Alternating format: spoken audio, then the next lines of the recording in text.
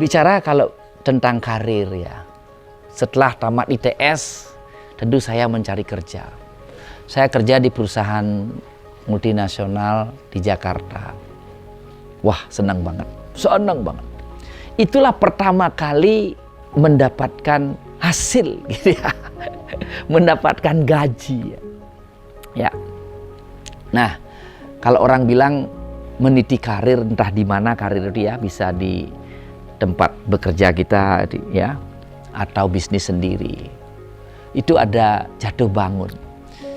Saat rendah gimana? Nah, ini yang menarik itu adalah bagi saya, apapun harus didasari dengan syukur. Salah satunya masa kecil saya begitu sulitnya ya. Bahkan yang namanya belanja itu hampir harus selalu dikumpulin dengan uangnya. Bahkan untuk beli sandal yang bagus untuk hari raya harus kumpulin dulu ya. Bekal-bekal disisihkan. Dengan kesulitan itu apa? Saya bersyukur loh. Sepanjang karir, sejatuh-jatuhnya karir itu masih jatuhan itu gitu loh. Nah, tapi gini ya. Apakah ada masa turun? Selalu ada. Apa yang harus dilakukan saat masa turun ini? Ini menurut saya penting ya.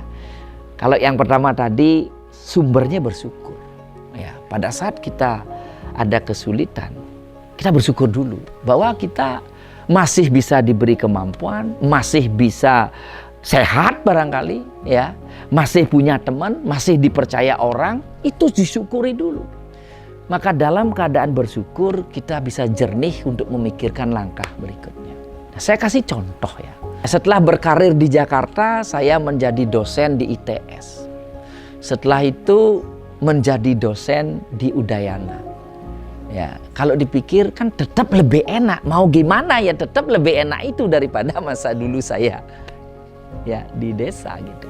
Ya, masa kecil. Nah, akhirnya saya membangun pertama kali itu ada percetakan. Setelah itu mengelola sebuah restoran. Nah, di situ saya mulai ada tambahan penghasilan dari bisnis usaha gitu ya. Nah, waktu itu bom Bali. Ya. Sepi luar biasa. Nah, bom Bali sepi, tambahan hasilnya ya nol gitu. Nah, ini sulit. Saya bersyukur masih dosen. Gitu loh ya toh. Sehingga saya bisa berpikir jernih. Akhirnya terpikir, tukang masak nganggur, piring nganggur, meja nganggur, mikir apa yang harus saya lakukan dari sini. Bukan menyalahkan keadaan, mengapa pariwisata seperti ini, mengapa ada bom, tidak. Justru akhirnya dari situ saya punya ide membuka usaha baru namanya Tia Catering Service. Jadi karena keadaan sulitlah usaha baru ini muncul gitu. Prinsipnya adalah pada saat kita gagal atau jatuh, satu, bersyukur, bisa berpikir jernih. Kemudian kedua, jangan menyalahkan keadaan. Kemudian yang ketiga, pertanyakan pada diri apa yang harus saya lakukan. Maka akan muncul ide yang bisa membuat kita keluar dari permasalahan, bahkan itu menjadi tonggak awal kesuksesan berikutnya. Contoh lagi ya. Setelah sekian lama akhirnya saya membuka sebuah restoran White Kenny. Lumayan diterima market ya, para milenial senang ke sana. Oke. Akhirnya pandemi, PPKM. Bagaimana cara, apa yang saya lakukan? Justru pandemi saat drop penjualan, justru saya renovasi.